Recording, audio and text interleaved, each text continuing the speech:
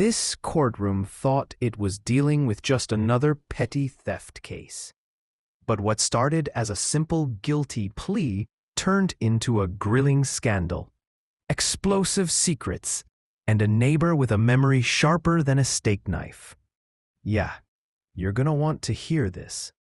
"Guilty," said the man in the defendant's box.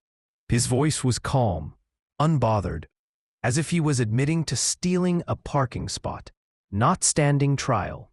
A tense hush filled the courtroom. From the back row, a man suddenly shot to his feet and pointed a shaking finger at the accused.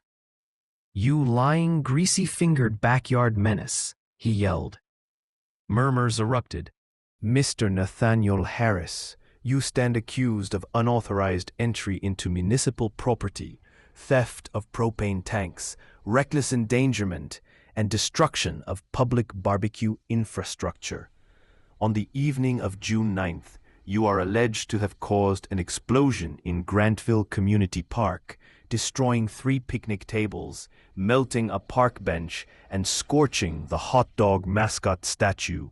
How do you plead?" "Guilty," the man replied without blinking, and before the court could even register the statement, bam, the man in the back stood up again and screamed, "You barbecue-blasting traitor, you smoke-stealing, charcoal-loving liar." The judge practically launched out of his chair. "Sir, I warned you. Come to the bench, now." The man marched forward, arms crossed, jaw tight. The judge leaned in and asked, "Sir, I understand you're upset. Are you a relative of the victim?" The man scoffed, "No, Your Honor, I'm his neighbor." The judge softened a bit. "Ah, I see. Still, you mustn't speak out. It's a court of law." But the man shook his head. No. You don't understand. For 3 summers, I asked this man to borrow his grill. 3! You know what he said every single time? Sorry, man, don't have one." The courtroom chuckled quietly. The man continued, getting more animated. "I mean, who doesn't have a grill? This is America. It's practically a constitutional right.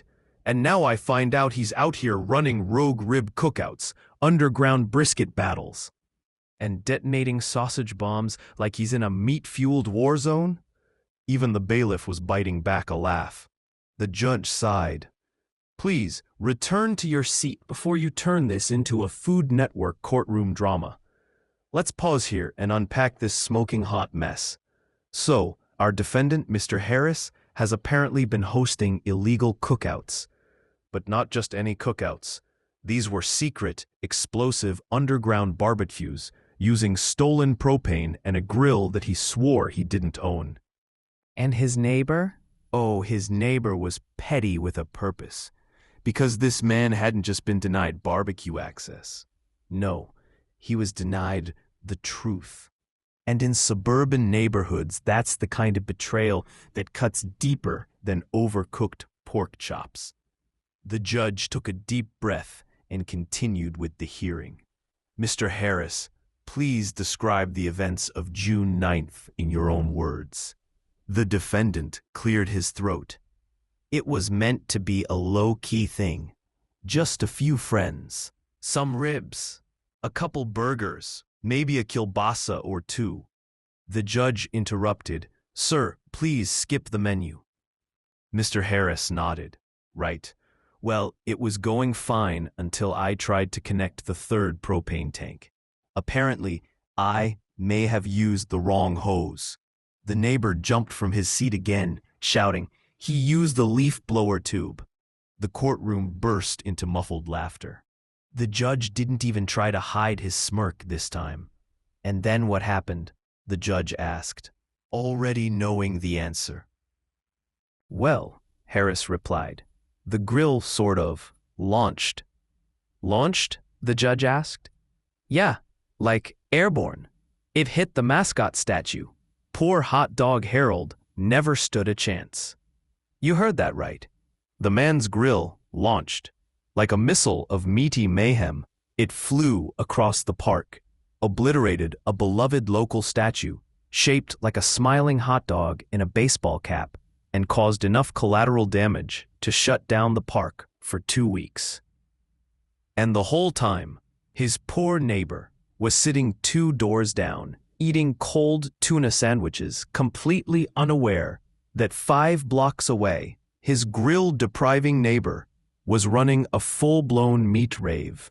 "So, Mr. Harris," the judge said, "do you have anything to say to the court?"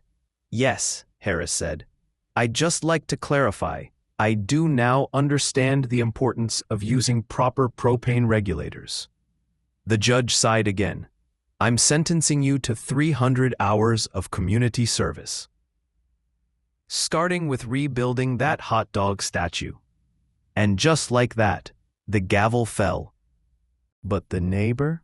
He didn't miss a beat. As he passed Harris on the way out, he muttered, "Hope your next barbecue blows up in slow motion." And so ends the tale of the exploding grill, the betrayed neighbor, and the meat missile that rocked a community. Let this be a lesson. Always tell the truth about your grilling equipment. Never trust a man who refuses to loan a grill. And if you're gonna host an illegal barbecue, at least read the propane manual. To this day, Hot Dog Harold's head is still missing. And somewhere out there, one man still eats cold sandwiches. Not because he has to, but because he refuses to buy a grill out of spite. They had been married for nearly half a century. 7 kids, 2 dogs, 1 fish. 46 years of what most people would call a beautiful, quiet life. But even the most picture-perfect families have questions. And on their 46th wedding anniversary, one man finally decided to ask his. Meet Harold and Linda, married since 1979. The kind of couple that wears matching tracksuits to the grocery store and finishes each other's crossword puzzles. They weren't flashy, they weren't dramatic, but they were solid. They raised 7 kids together: Tina, Ben, Lily, Carl, Emma, Sam, and Adam. And while Harold adored each of them, there was always something about Adam. Adam was different. He looked different, fought different, ate salad voluntarily. And while Harold never said anything, because, dad code, he couldn't help but wonder deep, deep down, is Adam really mine? Now, before you jump to conclusions, let's be clear. Harold loved Adam.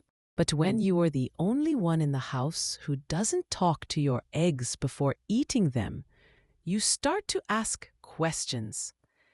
Adam had straight, jet-black hair. Everyone else was strawberry blonde. He liked jazz fusion. Harold was a die-hard accordion polka fan. He had a standing esque in high school. Something didn't add up. So on their 46th wedding anniversary, Harold decided to finally ask the question that had been clawing at him like an aggressive raccoon in a trash can of doubt. They went to their favorite restaurant, the Spaghetti Sunflower, a charming little place that somehow served lasagna and herbal tea at the same time. Harold waited until dessert. Linda was halfway through her crème brûlée when he gently reached across the table, took her hand, and said, "Harold, Linda, you know I love you, right?" She looked up, smiling. "Of course, Harold. What's on your mind?" He took a breath. His hand trembled slightly. "Harold, can you promise me something?" "Linda, anything." "Harold, be completely honest with me." Her smile wavered. She nodded slowly. He leaned in and said the words that had sat at the bottom of his heart for decades. "Harold, is Adam really my son?" Linda's hand froze. Her spoon dropped with a soft clink. She looked down. Her fingers clutched the edge of the napkin. The color drained from her face like spaghetti sauce off a white shirt. Harold's heart sank. Her silence said more than any words ever could. But still, he whispered, "Please, Just tell me the truth." She nodded once, tears welled up in her eyes. She opened her mouth, and in the softest voice imaginable, she said, "Yes, he has a different father." Harold's world cracked. 46 years, 7 kids, Sunday barbecues, family photos on the mantle. All of it felt wobbly. He didn't cry. He didn't shout. He just sat there, quietly staring at his dessert. Chocolate lava cake. Now, just a pile of crumbs and betrayal. After a long silence, he finally asked, "Whose child is he then?" Linda looked at him, eyes filled with sorrow and a hint of amusement, and she replied, "Yours." Harold blinked. "Wait, what?" Linda wiped a tear and said, "You asked if Adam has a different father. I said yes, he has a different father. It's still you, just a different version of you." "What does that mean?" "It means," she said, "that when we had Adam, you were in your minimalist phase. You wore black turtlenecks. You read Nietzsche. You insisted on decaf tea and said pizza was pedestrian. That version of you gave us Adam. So there you have it. Adam did have a different father." The 1994 Existential Crisis edition of Harold, also known as Harold 2.0, the brief intellectual midlife patch update. And honestly, it made sense. Every kid was a reflection of who Harold was at the time. Tina, born during his dad rock and denim vest phase. Ben, his carb-loading for no reason era. Lily, the year he got obsessed with birdwatching and named her after a parakeet. Carl, the DIY gone wrong year. Enough said. Emma, the summer he grew a ponytail. Nobody talks about it. Sam, the year he tried veganism, failed, and named the dog Tofu out of guilt. And Adam? Adam was the black turtleneck, soy latte, jazz fusion version of Dad. In the end, Harold realized something beautiful. Every version of him helped raise a different version of them. Sure, Adam didn't share his love for meatloaf or toolboxes, but he did inherit something more important. Harold's heart, his humor, and his fierce love for family. And hey, at least someone in the house understands jazz now.